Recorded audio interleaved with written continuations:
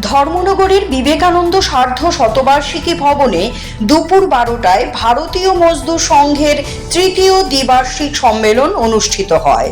অনুষ্ঠানে উপস্থিত ছিলেন ধর্মনগরের বিধায়ক ও ত্রিপুরা বিধানসভার অধ্যক্ষ বিশ্ববন্ধু সেন, ধর্মনগর পৌর পরিষদের চেয়ারপারসন মিতালি দাস সেন, প্রাক্তন সভাপতি সুব্রত রুদ্রপাল, প্রাক্তন সম্পাদক বিপ্লব দাস এবং আরও অনেক বিশিষ্ট ব্যক্তি।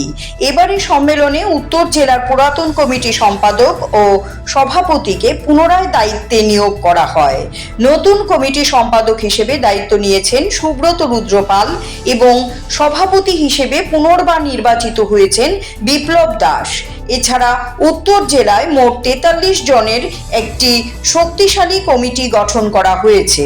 সম্মেলনে বক্তব্য রাখতে গিয়ে অধ্যক্ষ বিশ্ববন্ধু সেন বলেন, এই কমিটি ভবিষ্যতে জনগণের কল্যাণে এবং সহায়তায় কাজ করবে। কমিটির সদস্যরা ভারতীয় মজদুর সংঘের অন্যান্য কর্মীদের সঙ্গে কাঁধে কাঁধ মিলিয়ে ঐক্যবদ্ধভাবে এগিয়ে যাবে। নতুন কমিটিকে কর্মীদের পক্ষ থেকে ব্যাপক সমর্থন জানানো হয়েছে। সম্মেলনের দিন বিবেকানন্দ সার্ধ শতবার্ষিকী ভবনে উপস্থিত কর্মীদের ভিড়ে 1 ইঞ্চি স্থানও খালি ছিল না। নতুন কমিটির সভাপতি বিপ্লব দাস বলেন, পুনরায় সভাপতির দায়িত্ব পেয়ে আমি অত্যন্ত কৃতজ্ঞ। আমি সবাইকে ধন্যবাদ জানাই এবং প্রতিশ্রুতি দিচ্ছি সমস্ত কর্মীদের সঙ্গে ঐক্যবদ্ধ হয়ে কাজ করব। সুখ দুঃখে সবার পাশে থাকার চেষ্টা করব। উক্ত সম্মেলনটি সংগঠনের প্রতি কর্মীদের গভীর শ্রদ্ধা এবং সমর্থনের প্রতিফলন ঘটিয়েছে।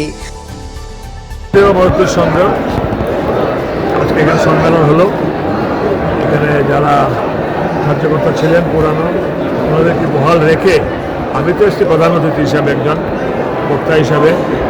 দেখলাম হল ভর্তি মানুষ, শ্রমিক ভাই বোনেরা, বিপ্লব দাস, সুব্রত, তারা কমিটিকে নাম ঘোষণা করলো এবং সর্বান্তকরণে হার্ট অ্যান্ড সোল ওদেরকে সমর্থন করে আবার নতুন কমিটি গঠিত হলো।